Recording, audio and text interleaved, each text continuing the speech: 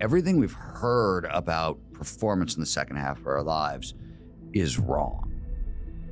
In adulthood, we start learning in a radically different way. Progression. I think progression is the best drug. There's a relationship between progression and expectation that kind of destroys more good days than anything I know. How does the word standard fold into that? Expectation versus standard. In my Gnar country season, right? My goals were never try to learn a trick or ski a big line.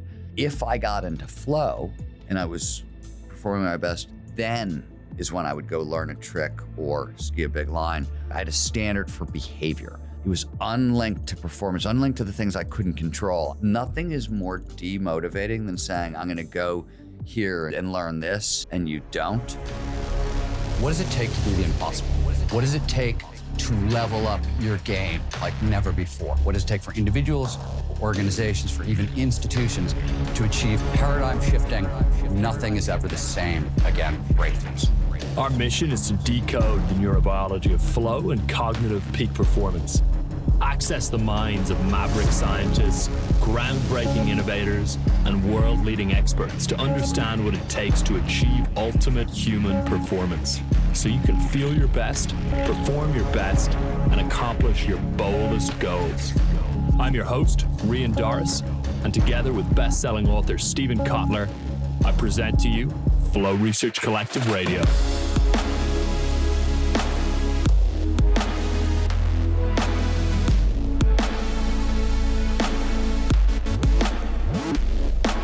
Let's find out how to grow old and stay rad in this week's conversation with my friend, Stephen Kotler. Stephen, this is number 4 that you've been on this podcast, and that's a record for us. So we're doing something right here where we're having a little bit too much fun, or we're really like our folks want to learn from you. So it's awesome that you're here again. Thank you. We get to do it live. I know. We get to actually sit Is this the first across one from live? you. I think I want to say the first one is live. Yeah. Also. Yeah. Yeah. There we go. But I mean, this is close enough for you to spit spitballs at me like you did last time. Yeah. We know what kind of kid you were in high school. That might have been a theme for you as I was reading Gnar Country, and I didn't realize. Yeah, right. And it's coming up again. You can't slip stuff by psychology. It just, it just kind of happens automatically. Okay. So we'll get into some of the origin story for you. But when you told me a couple years ago what you're sorting out to do, and then when I read Gnar Country, I was like, oh, he did it. He did it. And when you first told me, I was like, really? Is that what you're going to do at 50? You were part of the That's Impossible crowd. Yeah, like, really? And then I was incredibly inspired by it. Like, I can't wait to see how this goes for you, because it's a real thing that you're facing down. But just to be clear, let's just start with this question, which is like, what are you doing with your life? Like, what was this really about? And explain the whole thing to your best ability. And let me just soak it in from your perspective now. Most of my work is in flow, and flow has deep ties into the world of adult development, has deep ties into the world of successful aging, peak performance aging, all of those things. Flow plays a major role in. So, and it's not just Csikszentmihalyi ended up moving in this direction, the godfather of flow psychology. So in following his work, I started stumbling deeper and deeper onto these themes around peak performance aging. And long story very short, I grew up like most of us grew up with like the traditional theories of aging, which is what I like to call the long, slow rot theory, right? It's the idea that our mental skills, our physical skills, they decline over time. There's nothing we can do to stop the slide. And yet there was stuff I was following in flow science and in related fields like network neuroscience, neural dynamics, and embodied cognition, and some whiz-bang stuff. All of it basically said, hey, wait a minute. Everything we've heard about performance in the second half of our lives is wrong, right? Is wrong. For example, the long, slow rot theory, all our skills decline. There's nothing we can do to stop the slide.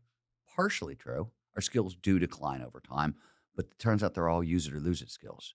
So if you never stop training these skills, you can hold on to them, even advance them far later in life than you even thought possible. And that also includes flow, right? Flow is really important to successful aging, peak performance aging, all those terms, but our access to flow declines over time.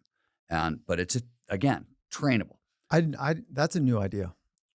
that your access to flow, the ability to experience flow as an older adult declines. It's not. So the ability to experience it the way you phrased it is not, I don't think that shifts. Okay. Or does our flow proneness, our desire for the state, that, in fact, Csikszentmihalyi's very last study was on flow proneness late into life. That's right. But what changes is our ability to utilize some of flow's triggers, and we can talk about why that happens. It just shrinks a little bit because of things second half of our life that we have to train against. Oh, that's cool. Which is doing things in the backcountry where you break your body if you make mistakes.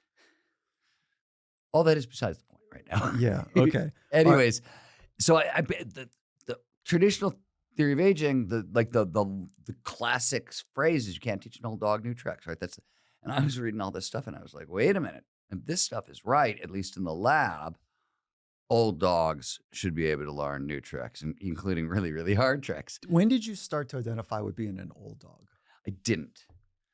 I never really identified with being an old dog, but I would, even in skiing, right? We call it getting geezered. It's where somebody gets there, oh, I'm too old for this shit, juice all over you. And I would find invariably this wild mismatch. I'd go skiing, you're wearing goggles and a mat. Nobody can tell how old you are. And I'd be in the chairlift talking to people who were clearly like 20 years younger than me. And I'd be like, hey, how are the moguls over there? What's this cliff like? Or trying to talk about the stuff I wanted to ski. And I would consistently be like, get like these looks like my knees haven't done that for 10, all this stuff. And I was looking at people who were consistently a lot younger than me. And I was like, wow, they seem like they're old. I don't, like, none of that makes any sense to me. And it's not how I feel or think or anything. Though, I'm now 55 years old and I don't necessarily know if that's old, but it's certainly not young, I don't think. Yeah, right. Like, so when that phrase, can't teach an old dog new tricks, you were not identifying with the old not at dog. all. Not at all. I was not identifying. All I was saying, so all I knew is that what the research is starting to show is that people over 40, over 50, there are cognitive superpowers that start coming online in those decades, right? And everything I'm reading says, oh my God, you should be able to really learn difficult skills late into life. And there was stuff, the big saw was the motor learning window, which supposedly slams closed. And that's also not true. It's that when we're kids, we predominantly learn through playing. And what changes so much in adulthood is we start learning in a radically different way. Yes, the motor learning window does thin and there are shifts, but it's actually the way we approach learning that changes the most. And so all this stuff was saying, hey, wait a minute, we should be able to do this. I wanted a way to test it, is part A, right? So, and I decided to test it by teaching myself how to park ski, which if anybody who's listening doesn't know what park skiing is, it's the discipline of skiing that involves doing tricks, off jumps, on boxes, on rails, on wall rides. It's super acrobatic, somewhat dangerous. And as you pointed out at the start of the conversation, right? If you're over 35, people say, wow, it's really difficult to learn. You shouldn't even really try. Over 45, it gets to that's impossible. And over 50, you're downright crazy, right? Which is what most people really thought. You know what I mean? Like, it was very clear to a lot of people that I wasn't running a science experiment. Clearly, I was having some kind of midlife crisis, right? And that wasn't it at all, right? I was literally running a science experiment, but that was the only frame people had to relate to what I was doing is, oh, this must be a midlife crisis. He's not going out and buying a Ferrari. He's going to teach himself how to park ski. I grew up skiing as well. I love it. I think that skiing is an excellent laboratory to figure out edges, not literally, underneath your foot, but just the edges of what you're willing to push on. And so I've loved skiing for those reasons. It's a high speed environment. You get to choose. You can stay in the groomers or you can go explore. Depends a little bit about your nature and the crowd that you're with, right? Which is a cool thing that we can talk about as well. And so, but there was a phase in my life where I was like, I'm not leaving the snow. I don't need to leave the snow anymore. To your point, the old thinking, of the young person, which is like, why do I need to be up in the air anymore? That's for the young kids. And so I know exactly what you're describing as this phase or experience in my life where I pulled back. And knowing what you were doing, just last week, I spent a good solid week on the mountain with my son, and he's like, "Dad, let's go in the park." Did you go? I did go, and yeah, but I'm not doing. I mean, the most I pulled was a 540 kind of safe grab. I'm joking. I'm joking. Yeah, no. Nothing. I mean, I am the old guy going, am I going too fast for this lip? And so, like, let me just kind of tuck my knees and see if I can go straight and kind of land in one piece. But so I really appreciate that you pushed up against that constriction and you said, no, I'm going to use me as a N of one experiment. So you asked for the full story, right? And you know this. So it was good that way. I'd like, yes, but I had first of all, I had unfinished business from sort of just my childhood relationship with the jocks and athletes in general. Then I had unfinished business in skiing because I started my career as a journalist. I chased professional skiers around mountains for a decade. And were you like the little brother? Like, hey, I guess we'll take him on. Or were you like, was it different than that? It was a little worse than being the little brother because you can ditch your little brother. When your little brother is there, covering, skiing for the New York Times or Rolling Stone, or you can't ditch your little brother.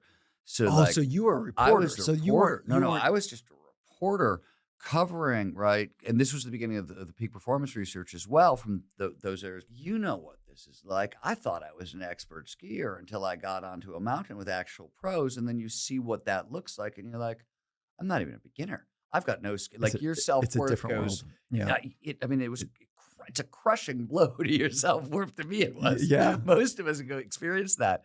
Part in our country was, so I knew I was going to need a lot of motivation to learn how to park ski in general, right? You're going to hit the ground so many times. It's difficult. It's hard. It's going to hurt. I knew I needed all the possible motivation. Like I knew I wanted to test these peak performance aging ideas. And I knew I had to pick something to test them where I was really, really motivated because it was a challenge. The experiment I was running was very challenging and it needed to be. Physically or both. Emotionally? Physically. I will tell you that I make this point at the end of the book, but the two things that were hardest about this project, one, it was once I started having success, the addictiveness of success was like the addictiveness of progression is so delicious. Mm-hmm. And the other thing was and I didn't know this. I mean, I could have probably talked to anybody I knew who would have told me this, and I just didn't know. I didn't realize that even if you do go up against really like hardcore, scary things over and over and over and over again, and you win at them, you're successful, which I was most of the time, you're still going to get PTSD. It's still going to affect your nervous system in that way. So I would step up to the plate every day. What's the PTSD from? Literally from success.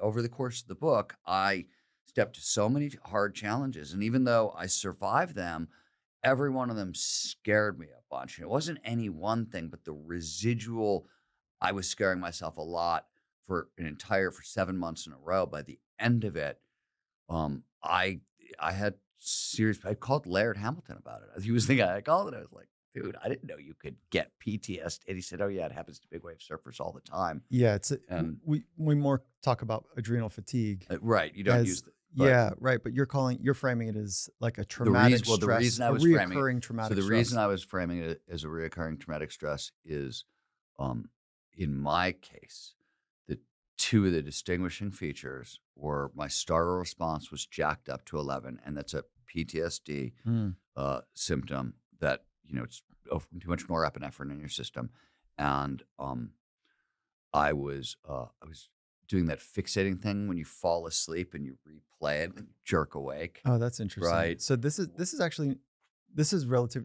This is not adrenal fatigue. Adrenal fatigue is what we see with people that are on the frontier in the backcountry of whatever it is that they're doing, where it's a high speed, high heat, rugged, consequential environment they're operating in, where speed and accuracy are required. Oh, okay. So what ends up happening is that it's so intense that there's a fatigue system that takes over, where not only do you struggle just to have the normal enjoyment from a good conversation or whatever. But you need to go above and beyond the stimulus that you once had to feel anything net new.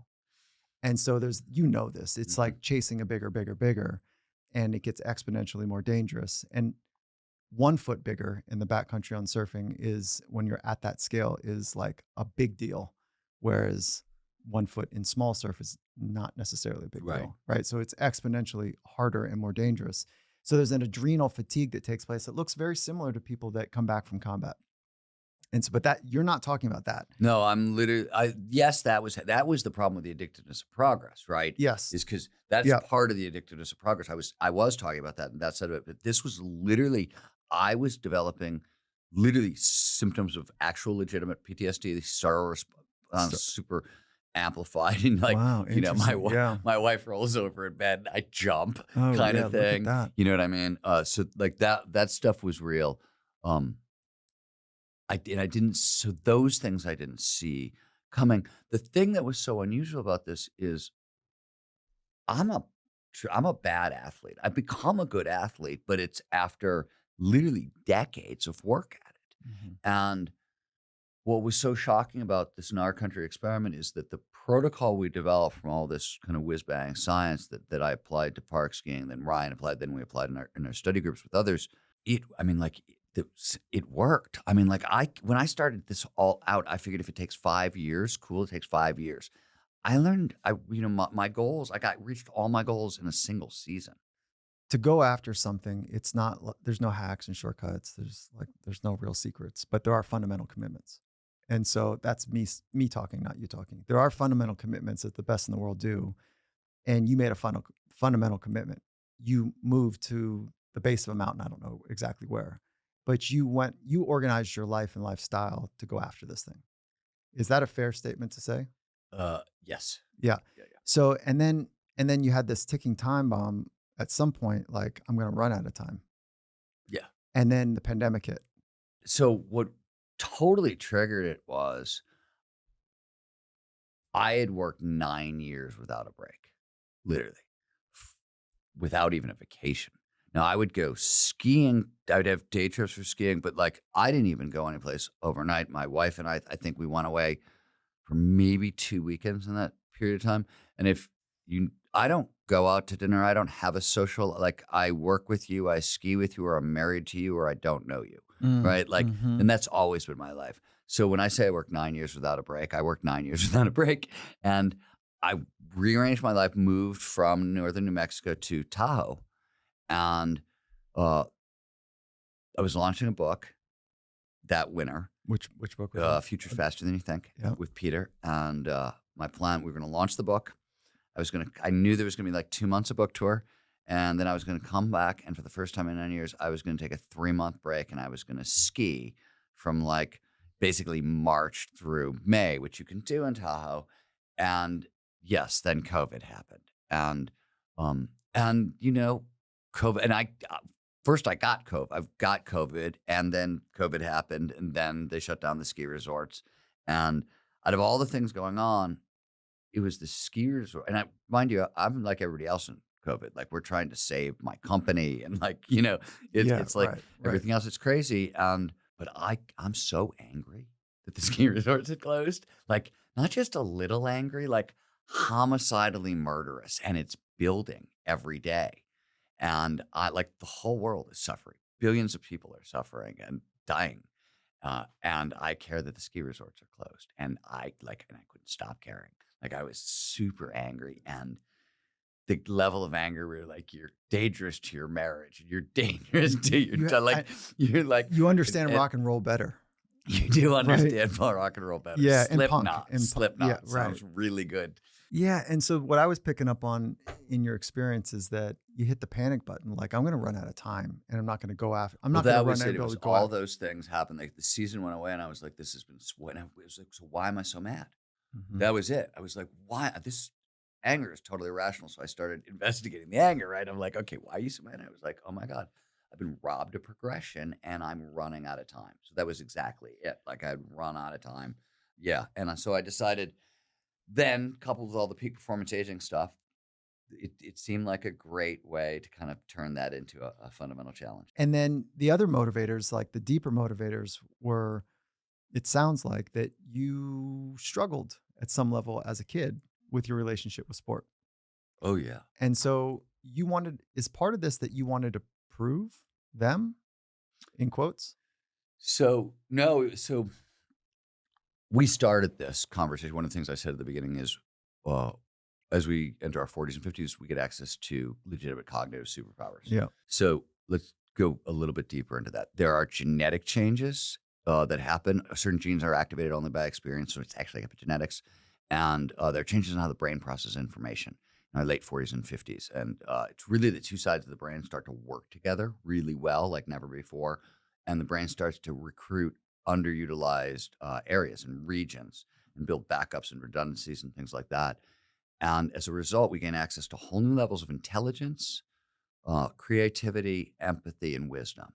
Hugely important traits. So one of the reasons I knew that I had a suspicion that I could learn to park ski later in life was the heightened creativity that you actually get.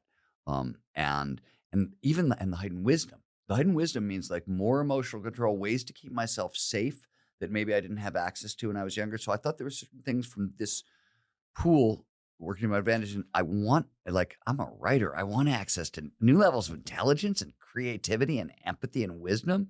Like as a writer, oh my God, yes. So, but as you know, because you're a psychologist, these are not, this is adult development, but like everything in adult development, it's not guaranteed. There are moderators, if-then conditions. And they're with adult development, especially coming out of the long studies, the Harvard studies on adult development, and some of those, we've learned what some of these gateways are. And there are 3 that take place before 50 that unlock these superpowers. By age 30, you have to have solved the crisis of identity. You got to know who you are in the world, right? It's 40, it's match fit, which is there's a tight match between my identity, who I am, and sort of what I do with all my time, and my values, my strengths. Put it differently, you need to live in a way with lots of passion, lots of purpose, and lots of flow, right? And you need a tight fit between your identity and what you do in the world to get that. So that's 40, but here's the weird one. And this is the answer to your question. By 50, it's forgiveness of self and other that matters. So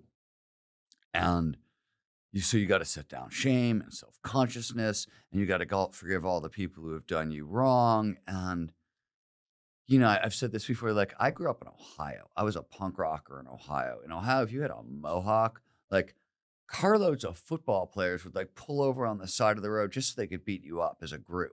Like that was Ohio. So, yeah, like a lot of us carried grudges. Mm-hmm. So, besides everything else that went along with that, but I had unfinished business with these people, and forgiveness was this moderator. And most of the intelligence levels that come online in our 50s, this is about multi-perspectival thinking, being able to see things from other people's perspectives. You can't forgive others. You're not going to have access to their perspectives. There's going to be no increase in empathy, no increase in wisdom. It's going to block their creativity, everything I wanted. And so part of my mission was, and the standard tool, by the way, for forgiveness and wisdom is really loving kindness meditation, compassion meditation. And I've done that on and off for years. Amazing tool. It's fantastic. But it wasn't big enough and strong enough to sort of solve some of the grudges I had from back in the day.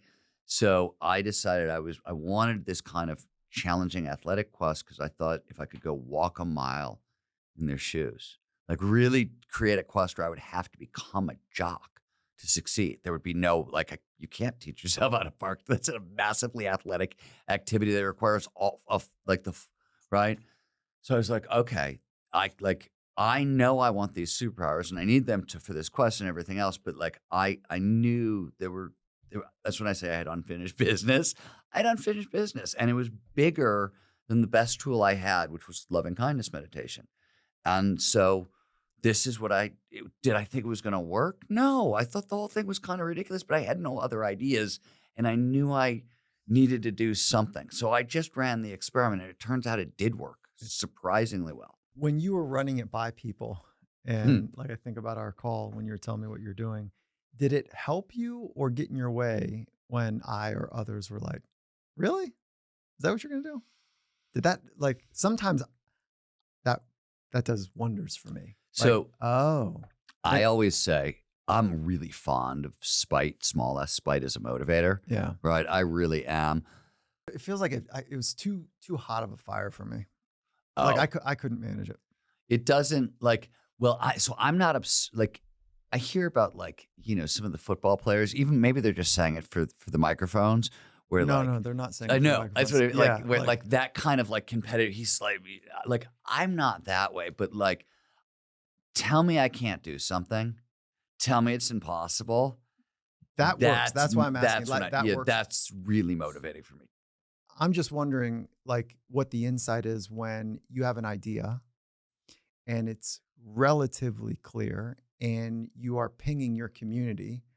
If you already kind of know what they're going to say and you're using it in your echo chamber to be able to do something with it, or you're really hoping that they're going to see you and they're going to say, Stephen, I think you can do this. You know this. Like, you don't need many. In fact, many is possibly too much pressure. Because if everybody expects you to do it, well, you better not screw it up, right? But if you just have a couple of like secret allies who believe, the other thing that I had going for me is that Ryan, who was my ski partner, Ryan had seen me throw. So the whole thing started before the thing is it's that weird sliding spin story that's in the first chapter of the book. The almost 360. Yeah, the almost 360. Yeah. I had thrown sliding spins. Explain what a 360 is. So a sliding spin 360, which is the trick we're talking about, is a trick 10-year-old skiers learn how to do. It's you're sliding forward on the snow and you just spin in a circle. You don't leave the snow. Nothing. It's just and most skiers stop doing this trick by like age 12 because it's really not cool. Like, it's super uncool. But it turns out that novel sensations are a phenomenal flow trigger. And whenever we encounter G-forces or polyaxial rotation spinning around your middle, those novel sensations plus some of flow's deep embodiment triggers, meaning it engages multi-senses at once, and that pulls our attention to the present, this drives flow. So at the front end of every ski day, I would throw a handful of these sliding spins because it would dump some dopamine into the system, prime the system for flow. And so and I didn't even think of it as a trick. It wasn't a trick. It was just this thing I like to do. Nobody would ever consider it a trick. But if you tilt it and do it in a half pipe or on a rail or on a wall ride, that's a real trick. And so Ryan and I were skiing, and it was like the last day before they closed the resort to COVID, and we're in the middle of a pretty serious shoot, like nowhere near a terrain park. And I saw this snow pillow like on top of a rock, and my brain went, try a sliding spin 360 on it. And I got like, I did a 270. Like, I'd never tried anything like that in my life. I don't know why. And, Ryan saw it, cheered.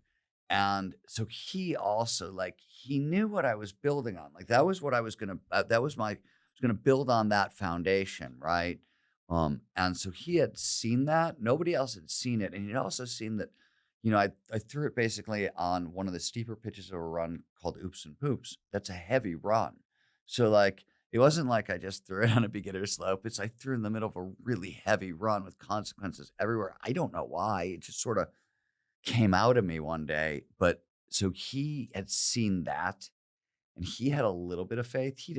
He was also very nice about it. I think he had a lot less faith in the beginning that he talked about. It didn't. And my wife liked the idea, which was the other thing. Oh, she did like it. Yeah, she she never pushed back against it because she saw that I was starting to have fun. People ask me all the time, like, what do you think? If there's one thing, and there's not, right? But if there's one thing that sits as part of the high performers' support mechanisms, what is the number one thing that goes with most of the high performers that you have? Support mechanism? Yeah. Like, they're out there doing the thing on the frontier. Like, what allows them to do that? That's an interesting question. A part of me, like, one, if without regular access to flow, you're not doing it. But almost every one of them, they've either got a best friend or a girlfriend or a spouse or a boyfriend or you know what I mean? There's somebody um who is solving the cognitive load problem, right? There's no way to that's part of the hard like when you're trying to do that at that level, you can't hold all the rest of your life in your head, right? Literally, you're up against a cognitive load wall.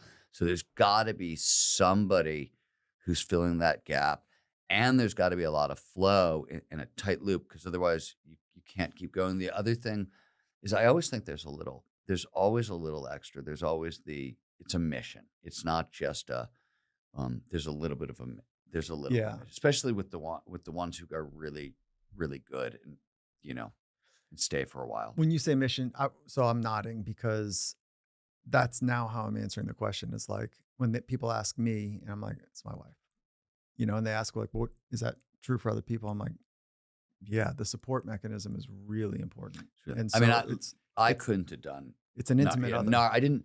I couldn't have done Gnar Country without Joy for sure. Yeah, well, you would have had to choose between. Let's say if she was like, no, bad idea. Like, I'm not part of this. I don't think this is smart. And you know what? If you want to go move to Tahoe, go ahead, or Nevada, go ahead. That would have been a choice between marriage. I've written 2 of my books Joy didn't like, and didn't like when I started writing them, not when I was done. Didn't like the idea, and those are difficult projects. It's hard to work on a multi-year project where your partner is not down with it.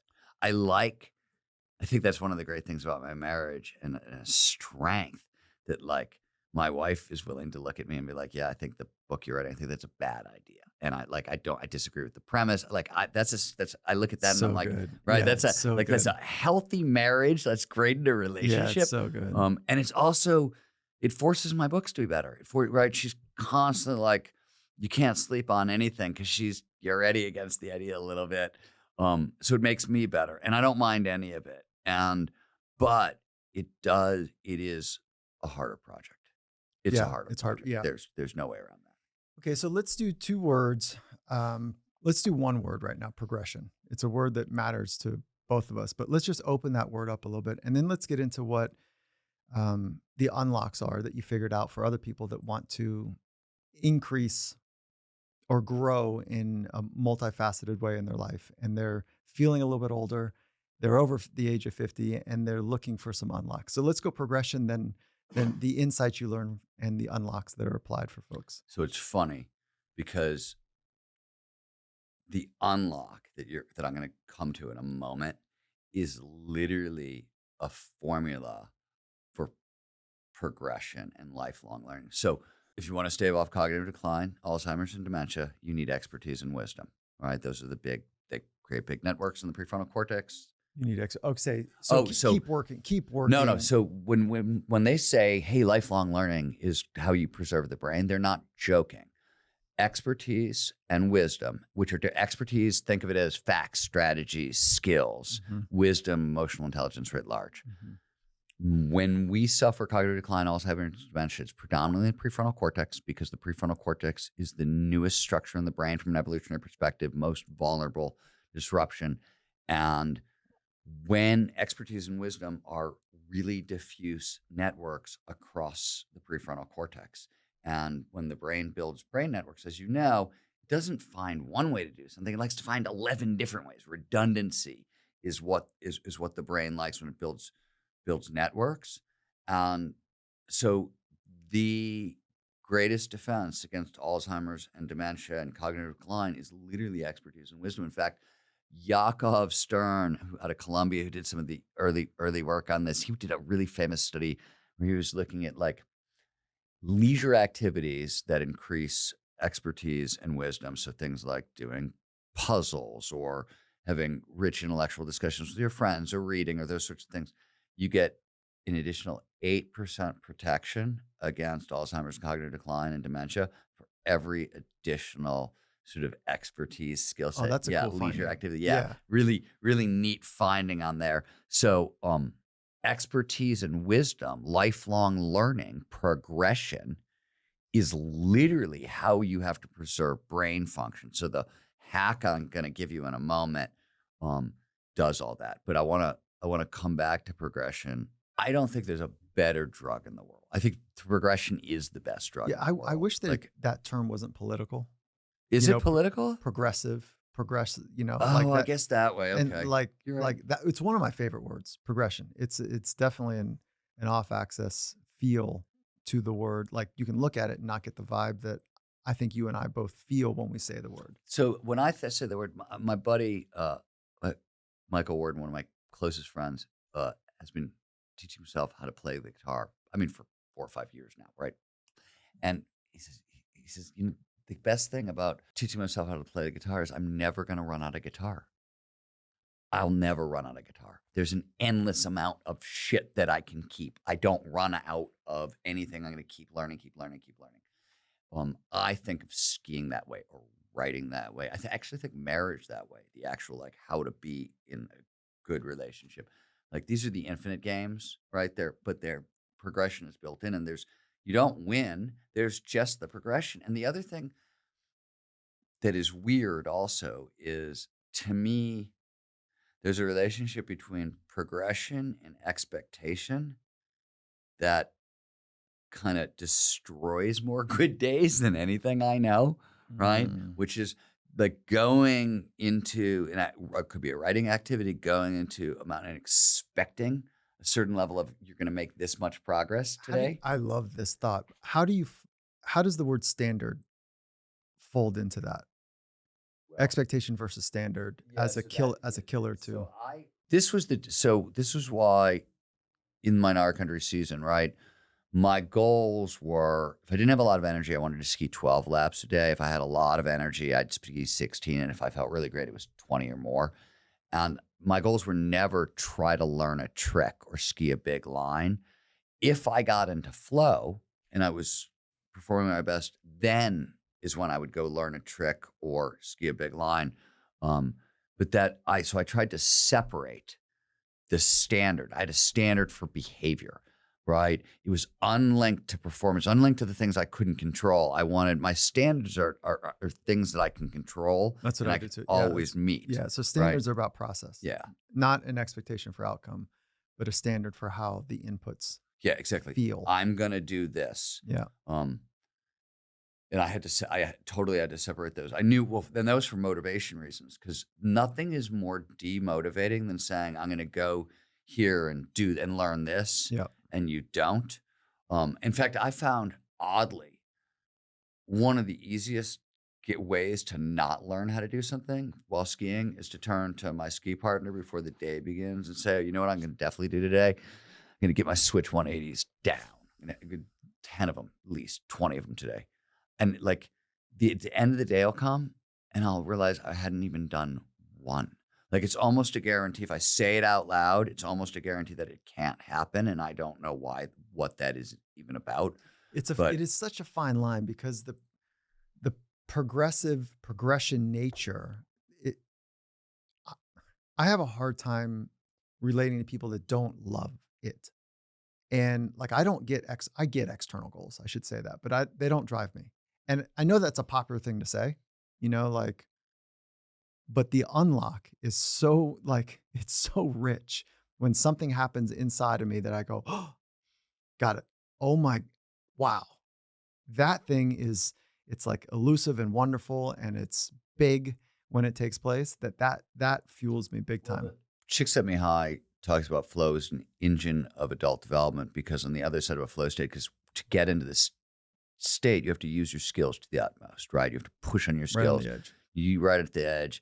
And so on the other side of a flow state, complexity goes up, adaptability goes up, mastery increases, wisdom goes up. And Chick Set Me High considered the major driver of adult development. Other people have talked about it as always as an evolutionary sign of mastery. When you get into a flow state, it's a sign that you've actually mastered skills. I think it's definitely a sign of progression. That's sort of what that's for sure. But the thing that I think is so neat about progression is it's so empowering, right? It's really a weird thing. I learned how to throw a 180, which like, does that have a real world application? I mean, at all? Like, besides on the ski hiller and what? Like, And describe the nuances of a skiing 180. forward, jump up into the air, and land. So I'm skiing backwards. I threw a 180, right? It's a 180-degree turn, but it's amazing the shift in real world confidence and competencies and efficacy. Like, there is something very strange about progression and something that shouldn't actually matter in a real world frame, and how it actually does impact the rest of your life. And that's it's hard to explain. And I love that you're talking about earning self-efficacy, meaning a sense of power that I can do some stuff and I feel powerful in myself, in the world around me.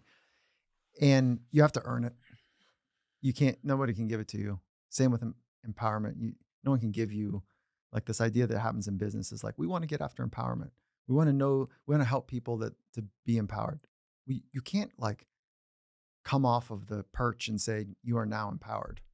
Because if I'm the one giving you power, then I can also take it away. Yeah, it doesn't. You have to work from the inside out. Yeah, you have to take it. Yeah, you have to earn it. Earn it. Right? Yeah. Because there's so many mechanisms inside of us that are saying, hey, play it safe, be small, don't get your head lopped off. Like, that's a risk worth not taking. There's so many mechanisms that are keeping us away from the edge. But when you get on the edge and you figure out how to dance a little bit on the edge, that's like, oh, I can dance on the edge and I'm okay. That sense of power is really important. No, I mean, like, my favorite part about all this is I can now ski some really big lines, and it's not that I can ski them. I mean, that's cool, but it's that on the other side of them, my pulse rate hasn't even spiked. That's where I was going. It's like, Yeah. what do you now get to say to yourself that you didn't get to say to yourself in early 2020? There's a million of them. What's a couple of those? Questions around skiing and bravery, where I used to wrestle with them because I would see what the athletes would do, and I wasn't putting myself into those situations. But, like, my skiing ability, even in the big mountains, right, because the thing about park skiing is we were playing this game we were lateralizing back and forth with the challenge skills balance. So you'd scare yourself in the terrain park and, like, get to the point and then you just go back into the big mountains and stuff in the big, it suddenly seemed a lot less scary. Or, when the big mountains got scary, we'd go into the terrain park and suddenly the terrain park wasn't so scary. So it was this back and forth between. And you were more confident in the backcountry. I was more confident in big mountain. In the bigger lines because Yeah. but so I've now managed to ski a handful of lines that I would actually consider significant. And so, like, those issues are done. They're off the table. My ability to learn to set myself, I had never in my entire life set an athletic challenge and meeting it. Like, I was not one of those jocks. I was an artist. I was a creative. That was not what I did. And I came, skiing, skating, the things I was doing, those were not sports, Ohio in the 70s and 80s, right? They weren't. We were arrested for it. Right. We were arrested for it. Right. Exactly. Yeah. That's exactly right. They were against the law. And it's crazy to see my local community now have, like, not one skate park, but two. And we were run out of town. It's awesome. Like, what's happened over the last 30 years. Well, so this is where we're talking about self-efficacy. This is actually how self-efficacy gets paid, is that there's 5 mechanisms to increase self-efficacy, but it really has to push through a filter, which is something about, I can do hard things. Well, to me, it's some of it. Okay, I'll give you a random example. We skied a line the other day at Kirkwood called Jim's, that it's not only on the edge of a cliff, it's right, like, if you're normally, like, dropping into a chute or something like that, you can come in anywhere. Here you have to come in right off next to the cliff edge. And I have vertigo and blah, blah, blah. And Oh, Jesus. 3 years ago when we started the Gnar Country project, I literally 25 feet from that edge, I could sort of stand 25 feet away and look and sort of see the edge of Jim's, and the world would start to spin and I would start to shake and I would collapse. There were times I would have to crawl back, crawl just to the main run to just, get out of sight of it, literally, because my whole body had collapsed. And we skied it the other day, and afterwards, I looked around and I was like, you know, what's funny is I don't just think I just skied that. I think that's the first time I stood on the edge of that cliff without even collapsing. Like, which was really like, so like those are, it's not just a little bit of courage, you know what I mean? That's a totally different kinesthetic bodily response. Um, that's really completely different. Would you say that, so you're the artist focusing on doing an athletic feat or having an athletic process with clear goals? Is that similar to the athlete that's trying, or the executive even, but let's do athlete trying to now really push in and write a book, or they've always been fascinated with, canvas art and they're going to go for it. Would you say that the corollary is similar, or does it fall apart because it's not physical? Oh, I think it's really similar. Okay. Because, I mean, certainly, let's just talk about the business for a second. We process financial fears and money, as you know this, in the same structures that we process physical fears, right? Mhm. So there's no difference in the brain between physical pain and financial pain. And it doesn't appear there's much of a difference between physical pain, financial pain, and social embarrassment, shame, all that stuff, which certainly all creatives are going to face when they bring their stuff into the public eye. So, no, I think, that's what I like about it is because, and you know as well as I do, this doesn't always translate. You know, you and I both know members of the special forces or professional athletes who like try to transition to the real world and they go into a boardroom and fall apart, or right, they can't do it. But those that stick with it end up really kicking ass. And the reason is the skills are transferable. It takes a while to figure out how to transfer them. Not everybody sticks around long enough to really be able to figure it out. But the skills are transferable and the patterns are the same and the learning patterns are the same. And, the order is always crawl, walk, run. It's always going to suck to be a beginner. Like, certainly, it doesn't matter when you're learning a hard physical challenge or, certain challenges, skateboarding. It's so painful to learn. It's so painful. Falling has such. What do your shins look like? Man, I broke my back. Forget my shins. I've got my like back. scar tissue up my back that you leave blood and skin on the asphalt. Yeah, I And mean, I took all the skin off my body. I broke my arm in 4 places. I broke my back in 2 spots. Skateboarding hurts. And I understand when you said you were not an athlete.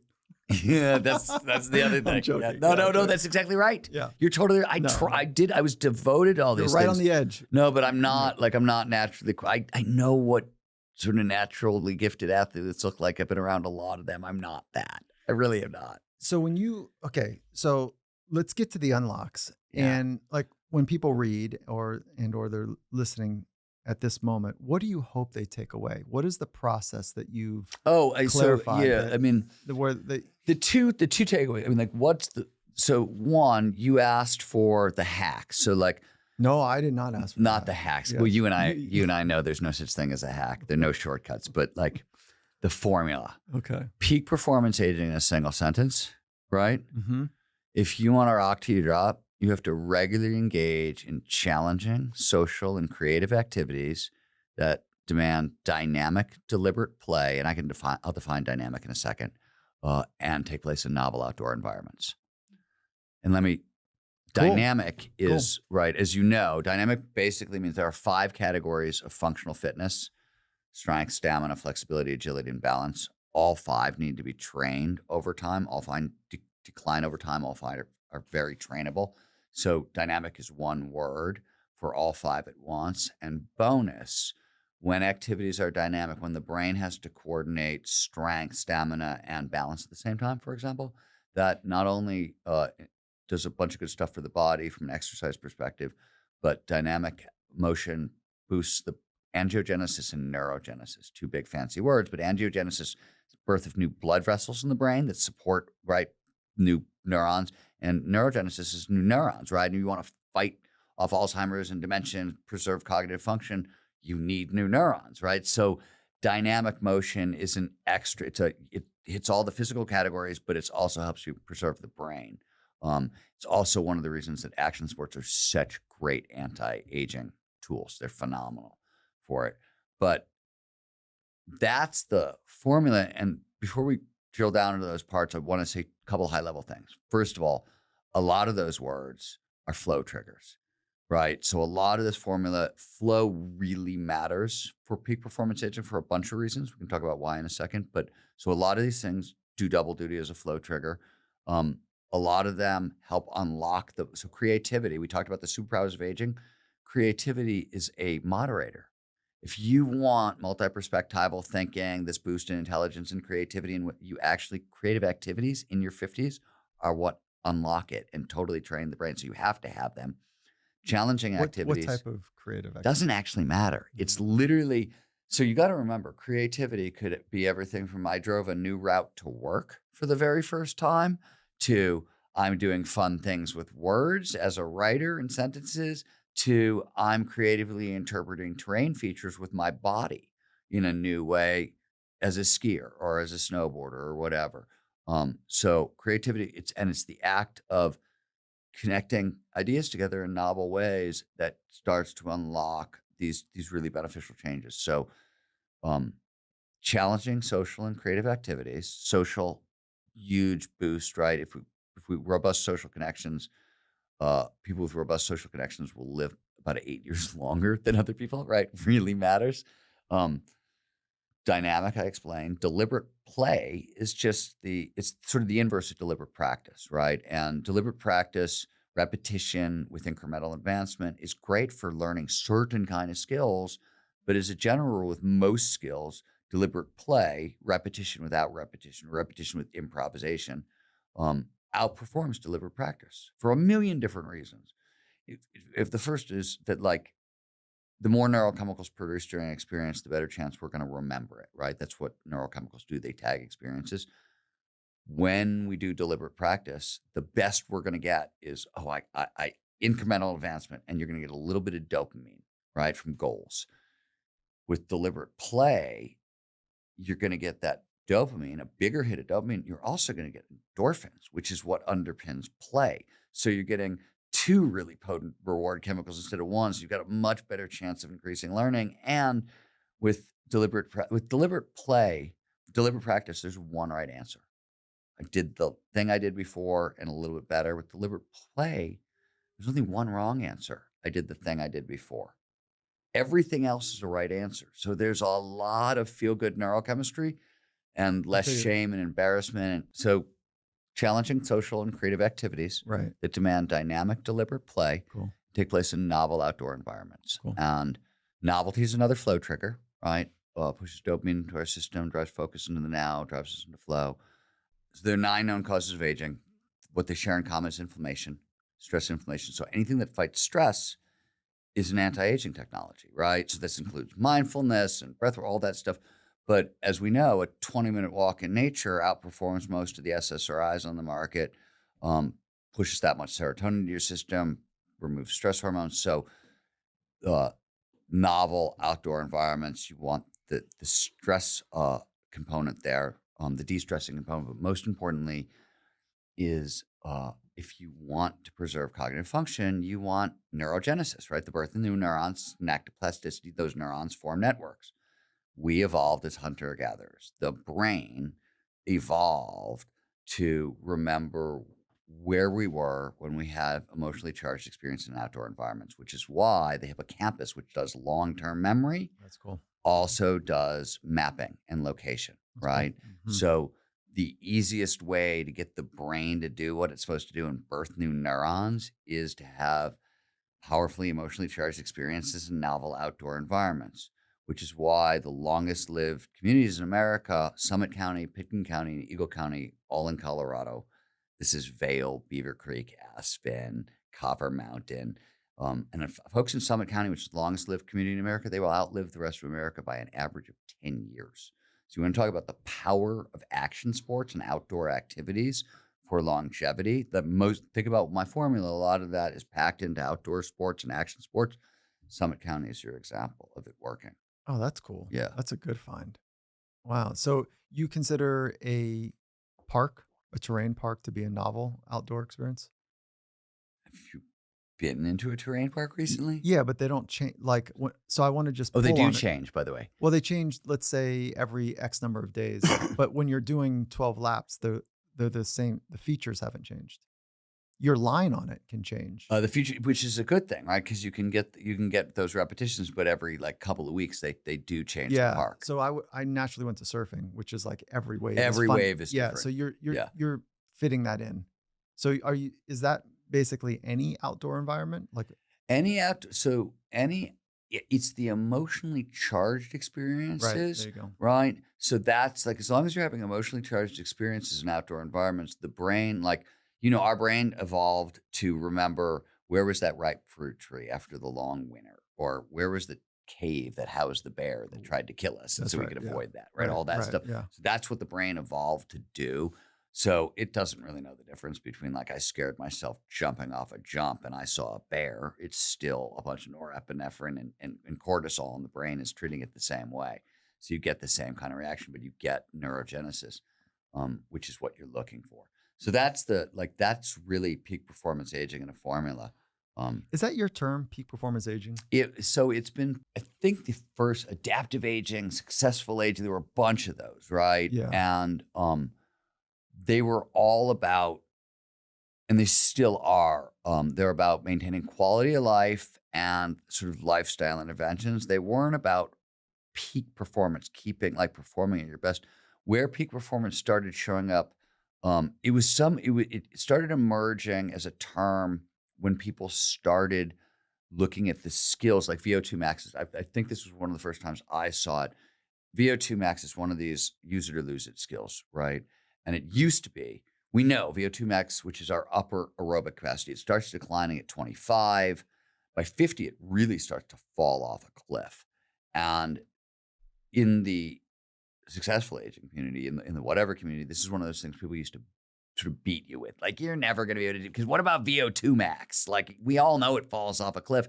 And what happened was, there's this weird thing, you might have heard about it in sort of triathlons, ultra running, these really difficult endurance events. Older athletes, folks in their men and women in their 70s and 80s, are outperforming those in their 50s and 60s. And they started to wonder, like, how is this happening? Why is this happening? It's been going on for a while. Why is a question. So they decided they were going to, well, let's measure the VO2 max of some like octogenarian triathletes and see what we find. Turns out they have the VO2 max of like healthy 35-year-olds. So that was, but they've been training it for about 3 decades, right? So that was some of some of these use it or lose it ideas, cool. Yeah. right? Yeah. If leaders in business knew what you knew, how would they lead differently? The two things I'm going to speak to, one is obviously flow is becoming sort of really fundamental, right, for business. And the stat I always like to point to is McKinsey. They spent 10 years trying to figure out how much more productive top executives are in flow versus out of flow. And they went around the world and they asked executives, CEOs, C-suite executives, and it's self-reported, so grain of salt with the numbers. But on average, they reported being 500% more productive. That's enormous. And what's so weird about that number is it's not out of line. When the Department of Defense measured how much faster soldiers learn in flow, it was 240 to 500% faster than normal. When they measured how much we boost creativity in flow at the University of Sydney, it was 600%. So that's sort of in line with the other things that we see in flow. But, at the collective now, we're working with companies and people in 130 countries, training them in flow. And we're training Facebook, the San Francisco Police Department, the Air Force, Bain Capital, Accenture, Audi. What I'm trying to give you is examples of companies in tech, in industry, in manufacturing, every industry you can imagine. Peak performance. So this because you do this. We do the same job basically. Like, companies are starting to figure out that, oh my God, mental high performance is the ball game, and if you're not training it, you're gonna get your ass kicked. This is one of those advantages. With flow, it's easy. I can say, look, if the competition is going to be 1,000% more productive than you are if they get their employees to spend 2 days a week in flow. Like, what are you doing? Right. So that's A. The second one, and this is the cool one. And this is the message that in our country that I think business leaders really want to listen to is we gain access to new levels of intelligence, wisdom, creativity, and empathy in our 50s. So I have trained a ton of CEOs, met a ton of CEOs, worked with a ton of CEOs, had dinners with a ton of CEOs. And often the conversation, as I'm sure this is your experience as well, is about hiring for peak performance skills or training them, right? And whenever that conversation comes up, my first question, probably your first question as well, is, well, what skills are you really interested in, right? What are you trying to get? What are you trying to do, right? And over the years, I've heard two answers, and usually they come together. But I want creativity and innovation because the rate of change in the world is blitzkrieg. And how do I keep pace if we can't out innovate the competition? I hear that all the time. So I need intelligence, I need creativity, I need innovation. Or I hear I need empathy, wisdom, and those kind of emotional intelligence skills because I can't do my job without team performance. I can't do team performance without psychological safety and cooperation and collaboration. Or I hear the Jeff Bezos mantra of 21st century business, which is customer-centric thinking. And if you don't have empathetic, wise employees, nobody can even think like your customers. Like, you're just screwed. So these are the 4 skills that come online in adults in their 50s. Now, it's not a guarantee, right? There are moderators. We talked about it. And there are things that you have to do post 50. You need creativity to unlock it. And then you have to constantly be training down risk aversion because that increases over time and it'll block all this stuff. And you got to train up your physical skills because physical fragility, because I would hear this and I say, well, why aren't you hiring older, like these are older workers? And they'd be like, well, yeah, but they get so risk adverse that they're unwilling to innovate, even though they're super creative. And I was like, okay, that's a fair answer. And physical fragility, I don't want them to take sick days or time off or all that stuff. So you have to train against those things. And we can talk about that if you want. But this is the dream workforce of the 21st century. Right? Like the very people who are getting pushed out of companies right now are the very people companies should be hiring for exactly what we want to do in the 21st century. And there's these crazy biases towards younger workers, which is not, I think the best blends, it's like the best companies are companies that figure out how to use humans and AI. I think the best companies are also going to be the companies that have older and younger workers and really blend them together and get the best out of both. But if I'm talking to business leaders, those are the messages. Like, if you're not training flow, what the hell are you doing? Because the competition sure is. And 2, if you're looking for your dream workers, it's, if you can screen for adults who regularly engage in challenging, creative, and social activities that demand, that formula, some variety of that's a pretty good barometer for, are they, going to be successful in their 50s and 60s? They have what we want. But these are dream workers. So those are my 2 messages. Let me give you a couple quick hits. It all comes down to. This is going to sound like a freaking cliche. So it all comes down to showing up. Cool choice. If you can't show up every day, okay. So that's cool choice. But the way you said it's a little punk. Okay. Because you didn't say, being present, right? You said showing up. So it's a little off axis there. Okay. I am. Yes. Okay. My vision is. Mm-hmm. What the hell? I'm giving you 1-word answers. Money is. My friend. My friend. Uh-huh. Who tells you no? Not very many people successfully. Mm-hmm. Where do you want to belong? That's an interesting question, right? I don't really want to belong most of the places that'll have me. I want to belong a lot of places where they won't have me, I think. Mm-hmm. That's an interesting That's super question. interesting. Yeah. I was wondering how you're going to do that with the early childhood, or early adolescence. It just reminds me of the Woody Allen quote, which is like, I don't want to be a member of any country club that would have me as a member. Yeah, right. Yeah, exactly. Success is? It's going to take some explaining, but I always think of success as having having something exciting to go to next. I always think about how you define a creative to me is like the difference between, and there's lots of reasons people write books, right? And you don't have to be a creative. You can write books because you're a businessman. You have an idea that you think it'll help your career, whatever. But the mark of a true creative is they're always about what's next. So like a book comes out, a movie comes out, art happening. They don't, like the real creatives, don't give a fuck what people think about that stuff. They're on to the next thing already, right? So like, to me, not having that next thing, not having a success to me is being able to wake up every day and be creative for a living. That's what success is. You ready for this? I'm going back to it. Relationships are Probably the hardest thing I do with my day. Congrats on so much. Congrats on the clarity. I think back to our days over at Red Bull where, like the clarity that you have now. Now being the operative word, Michael. Yeah, nice job. And just the knowing in what you've earned over the last 3 years, the way you've tested yourself and put your science and your art to work, and to be able to have the systems thinking mind and the artistic, abilities to write, to be able to share those insights and those practices with people. Like it reads like butter. And so when I was reading, I was like, were you laughing? Yeah. I'm so glad. And it was like, there's ample vulnerability in there too. Like I know you now in a different way, which was really fun. I had to, for the book to work, I always said the secret to good writing is tell the truth, tell the truth, tell the truth. This was one of those situations where when I realized like what I was going to have to talk about in the book for it to work, I was like, couldn't we have another maxim? Couldn't there be another? Right. Yeah. Like another? Really? Every once in a while, tell the truth. Tell the truth. Yeah, exactly. Right. Yeah, you did it. But yeah, that took. That was a little bit of a leap of faith. You know what I mean? Like I didn't know people were gonna react poorly or well to that as well. That was a little scary.